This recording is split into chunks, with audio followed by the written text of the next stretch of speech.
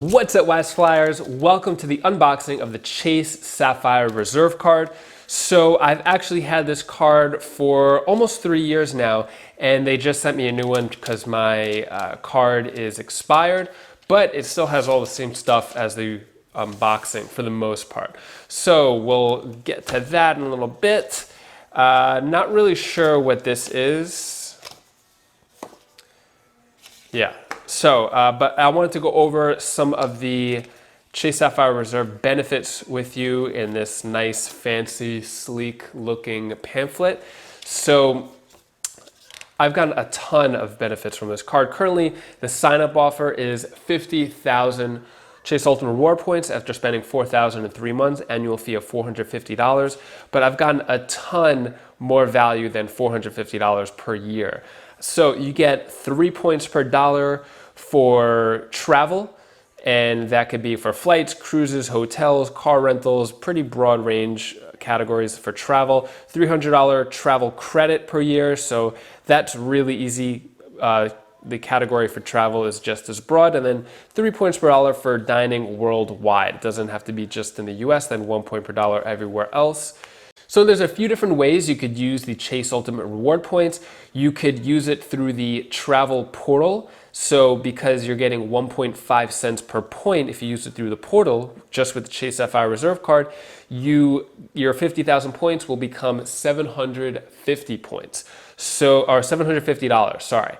Or I think you get a lot of really good value when transferring to the transfer partners, such as Hyatt, I think is the redemption value. And it's a 1-to-1 ratio for all of the transfer partners. And if you decide to do it through the portal, I recommend checking. You could check to see what the price is via portal and then kind of match it up against the transfer partners. So one of my favorite features of this card is Priority Pass lounge access. So Priority Pass has over 1,000 different lounges around the world, different airports, and if there isn't a lounge, sometimes there'll be a restaurant where you could get a $27 credit for the restaurant and a guest. So between you and a guest, that's $54 you could get in food, which I think is a great deal. Rather than going to a lounge if there is none available, at least you get free food at the airport. Global entry TSA pre-check so that you could cut the line at security. It's $100 every 4 years, so that's pretty good. You do get special perks such as special car rental privileges at National Car Rental, Avis, and Silver Car if you book with the card.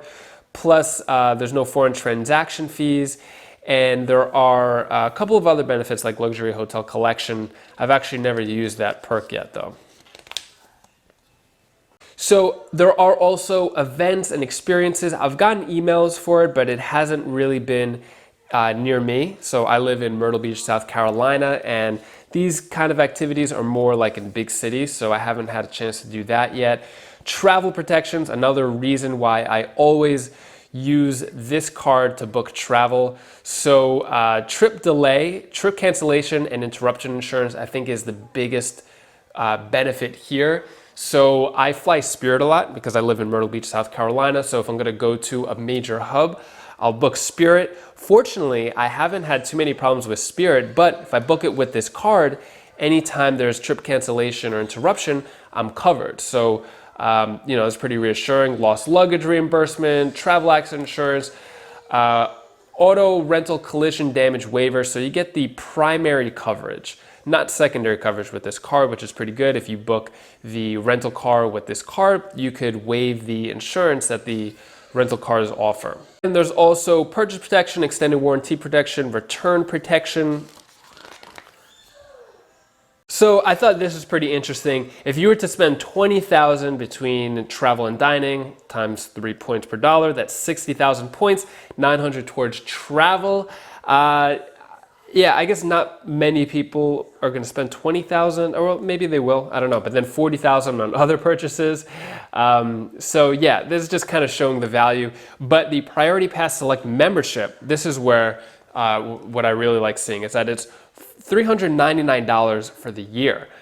So that is a really good value that you're getting with this card.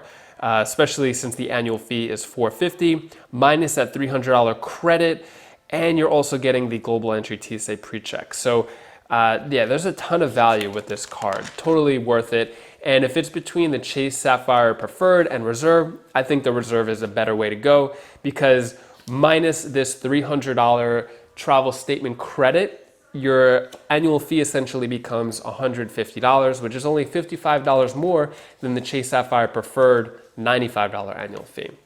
So this is just going through all of the details with the card. So here is just the fine print with all of the benefits of the card. I really like how Chase laid this out. Super simple, super easy to read and understand.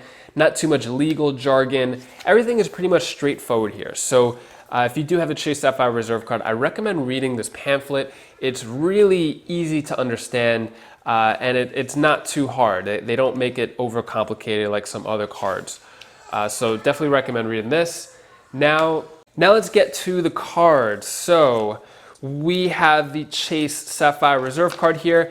My credit line is $10,000. I actually lowered it. Originally it was like $32,000 or $33,000, but I lowered it because I wanted to apply and get approved for the Chase in Cash, Chase Ink Unlimited, which I was approved for. So strategy there is, if you lower your credit line through all of your Chase credit cards, make sure it's below 50% of your reported income on the application, then you have a much higher chance of approval. But if it's just lower in general, it won't go to that pending status when you apply, and then you have to talk to the reconsideration line. If you lower it enough, you'll have a better chance of just getting an instant approval. And I'm also over 524, so yeah, by following that strategy, you can get approved for cards even if you are over 524. So here it is, the Chase Sapphire Reserve card, all nice and shiny and metal on the inside. So yeah, I really like this card. I don't have to cover up any numbers, so I could just show you the card straight out. It is metal, so you could probably see like a little shininess in the middle. So it's plastic sandwiching both sides, and then metal on the inside. Nice firm card, sleek design. I think it's probably the nicest looking Chase card that there is. I really like it. A lot more modest with its design. Like, it's just pretty much a black card except for this right corner over here, which kind of has a little resemblance of the Chase Sapphire Preferred logo, or like emblem logo type of style card. And this is a Visa Infinite, so it does come with more perks than just the Visa Signature card. Name, so my name here, not sure if you could see, it's a little raised. It's not flat printed on the card. So yeah, this is a really nice card. If you want to learn how to get over $2,000 in value from this card of the first year, I recommend clicking this link over here, and I have some other Chase credit card approval tips over here, and I'll see you in the next video.